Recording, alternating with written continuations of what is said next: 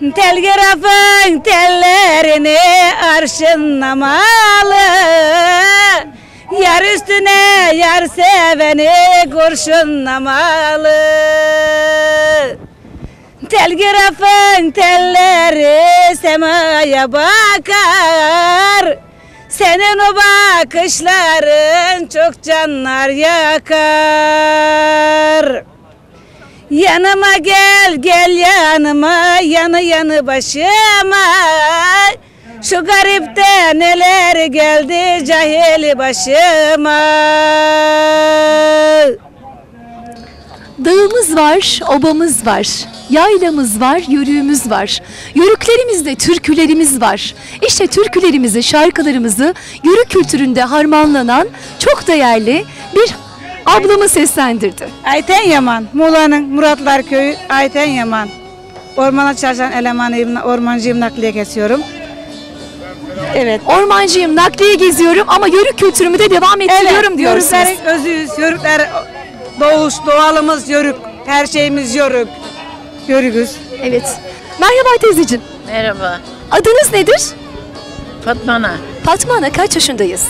85. Maşallah. 55 sene evliliğimi sürdürdüm. 2,5 sene oldu. Eşimi kaybettim. Develere yükleri sararız. Evet. Yaylaya gideriz. Biz Marmaris'te olduğumuz için Sakar Dağı'nda bir dinleniriz. Bir gece kalırız orada. Oradan devam ederiz. Pamucak Düzen'e buraya geliriz. Burada yayıltırız. Kış olduğunda, kış başlayacak diye döneriz geriye. Gökova'ya ineriz. Gökova'dan Çetibeli'ne geçeriz. Köyümüz Çetibeli. Ben Sakar Dağı'nda 150 koyun sürerken şimdi Sakar Dağı'ndan 150 araba geçiyor. Benim koyunlara yer kalmadı. Yörük Süleyman'ın torunlarına Allah razı olsun diyorum. Yörük Süleyman'ın torunları meydana getirdi. Kurdu çadırı. Ben çok memnun kaldım. Gelmeye çalışıyorum da gelemiyorum. Bu sene kısmet oldu. İnşallah seneye de ölmezsem geleceğim. Çuvalı deveye sararsın. En güzel kilim, dokuduğun kilimi üstüne örtersin. O kilimleri dokurken resmim yok bak. O kadar o zamanlar resim falan adet değildi fazla.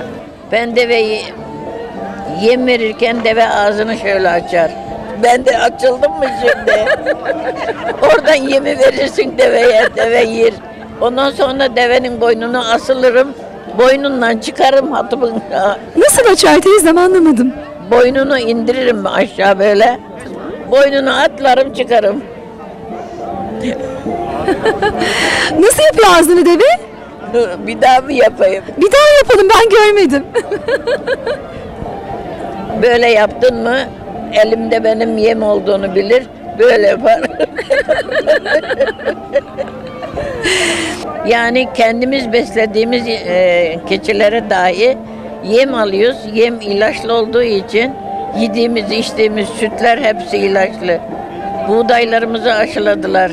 Tohumlarımızı yanlış ettiler. Eski bulgur pilavının tadı yok şimdi. Eski bulgur pilavını koyacaksın yoğurdu da yanı başına. Yemeğe doyamazdın. Şimdi yiyemiyoruz. O lezzeti bulamıyoruz.